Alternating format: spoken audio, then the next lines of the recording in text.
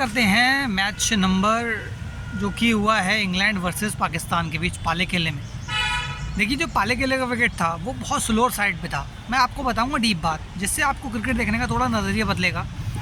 जब पाकिस्तान की बैटिंग हो रही थी तो आपने एक चीज़ नोटिस करी होगी कि पाकिस्तान की बैटिंग में 90% डॉट बॉल्स और विकेट्स आए थे 15 ओवर के बाद, क्योंकि जब विकेट स्लोअर साइड पे आ गया था, पाले खेले का विकेट बहुत स्लोअर था।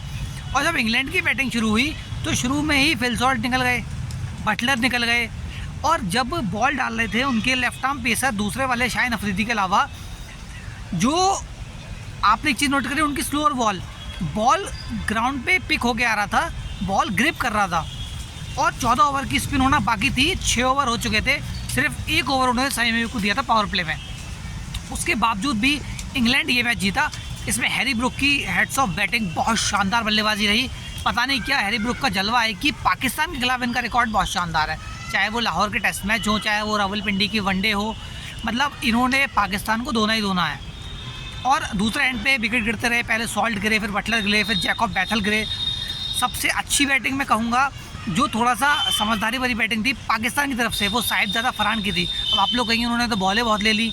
उनकी बैटिंग में कंसिस्टेंसी एक ये चीज़ थी, जैसे कि पहले बताया था, पाले खेले का विकेट बहुत स्लो विकेट है, और स्लोअर साइड पे जब विकेट होता है तो बॉल को टर्न और ग्रिप विद बाउंस मिलता है स्पिनर्स को खास तौर से, और जो मीडियम पेसर्स होते हैं उनको कटर और स्लोअर बॉल्स में बल्लेबाज को फंसाने में बहुत आसानी रहती है।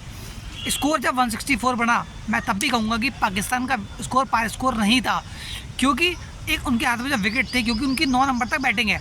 शादाब खान बैटिंग कर लेते हैं, आपके नवाज़ पूरे अच्छे खासे बैटर हैं, और शाहिन अफरीदी अच्छे खासे हिटर लगा लेते हैं। हम सब ने देखा है, PSL में देखा है और इंटरनेशनल मैचेस में देखा है, तो बैटिंग में कमी नहीं थी। लेकिन जिस हिसाब से उनके विकेट्स गिरे, कम से कम 15 रन पाकिस्तान के कम थे। और एक चीज़ मैं आपको ले जाऊँगा, इंग्लैंड की सेकेंड इनिंग में आपने ध्यान नहीं दिया होगा कि जो उन्होंने अपने दूसरे लेफ्ट आर्म पेसर को बॉलिंग दे दी, जहाँ 8 विकेट इंग्लैंड के गिरे हुए थे, अगर वो बॉल साइम अयूब को देते, वहाँ पे जोफ्रा आर्चर गलती करते, क्योंकि ओवरटन ने भी स्टेप आउट करके शॉट मारा है, स्टम्पिंग हो गए। वहाँ क्या होता है, जब बॉल पेसर डाल रहा होता है तो बैट्समैन थोड़ा कॉन्फिडेंट फील कर रहा था, क्योंकि उससे पहले वाले विकेट ओवर में उस्मान, जो उनके हैं इस समय रुकने वाले, उस्मान ताहिर नाम है, जो भी हैं, उन्होंने जो बॉल रुक के डालते हैं, उन्होंने विकेट निकाला हुआ था। और हैरी ब्रुक के गिरने के बाद 3 विकेट गिर चुके थे, विकेट हो गए थे 8। अब रन चाहिए थे 12 बॉलों में 5 या 6 रन चाहिए थे। अगर वहाँ पे कोई भी कैप्टन सलमान अली आगा एक छोटी सी ट्रिक खेलते कि ओवर साइम अयूब को देते, और हल्का सा मिडिल और ऑफ स्टंप के बाहर अगर गेंदबाजी करती है, तो जोफ्रा आर्चर कट मारने आते, हो सकता है बॉल पॉइंट के हाथों में जाए, कवर्स के हाथों में जाए। वहाँ वो उन्होंने रिस्क लेना चाहिए था, क्योंकि बहुत सी बार ऐसा देखा गया है कि अगर विकेट स्लोअर साइड पे होता है, बॉल ग्रिप करती है, स्पिनर को मदद मिलती है, और बल्लेबाज गलती करता है, क्योंकि जोफ्रा आर्चर सामने वाले को स्ट्राइक नहीं देना है। उन दोनों बैट्समैनों में जोफ्रा आर्चर ज़्यादा अच्छे बैट्समैन थे, क्योंकि डॉसन थे और राशिद बचे हुए थे। तो ऐसी कंडीशन में छोटी छोटी चीज़ों 2 पॉइंट चले गए पाकिस्तान के। जो एक चीज़ और नोटिस करिए कि सेना कंट्रीज़ मैच जीत रही है, सेना country in the sense south Africa, England, New Zealand, Australia बाहर हो चुकी है, और एशियन कंट्रीज़ मैच हार रही हैं। सब कॉन्टिनेंट कंडीशंस में ये हो रहा है। इंडिया हार चुकी है, पाकिस्तान हार चुकी है, श्रीलंका हार चुकी है, बांग्लादेश नहीं है, उधर से ऑस्ट्रेलिया नहीं है, तो बात बराबर हो गई। तो सब कॉन्टिनेंट में अगर एशियन कंट्रीज़ मैच हार रही हैं, डोमिनेटिंग पोजीशन पे सेना कंट्रीज़ हैं, बहुत ताज्जुब की बात है। मतलब वो आपसे अच्छा विकेट इस पर रीड कर रहे हैं, वो आपसे अच्छे बैटिंग ऑर्डर भेज रहे हैं। कल हैरी ब्रुक ने क्या काम करा, फ्लॉप चल रहे थे हैरी ब्रुक, जॉस बटलर भी फ्लॉप है, 2 वहाँ बड़े बल्लेबाज के फ्लॉप चल रहे हैं। हैरी ब्रुक ने खुद को प्रमोट कर लिया 1 डाउन कि साहब मैं खेलूँगा, और 100 मार गया बंदा 51 बॉल्स में। क्योंकि जब भी कभी भी शतक होता है तो एक चीज़ नोटिस करना आप, 48, 49, 50, 51 बॉल में ही शतक होता है, ना 46 में हो जाएगा, ना 52 के बाद होगा।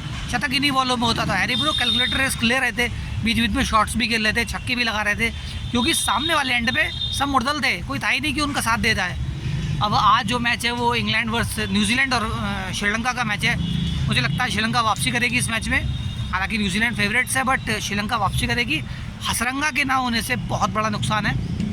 और आप एक चीज़ नोटिस करना, जो इनकी मेन कैप्टन है चरित असलंका, वो नहीं खेल रही हैं। उनका जो मिडिल ऑर्डर 2 डाउन आके जो बड़े शॉट्स मारना, और बीच बीच में 3 ओवर की स्पिन डाल देते हैं वो, और विकेट्स भी लेते हैं, गोल्डन आर्म कहते हैं उन्हें।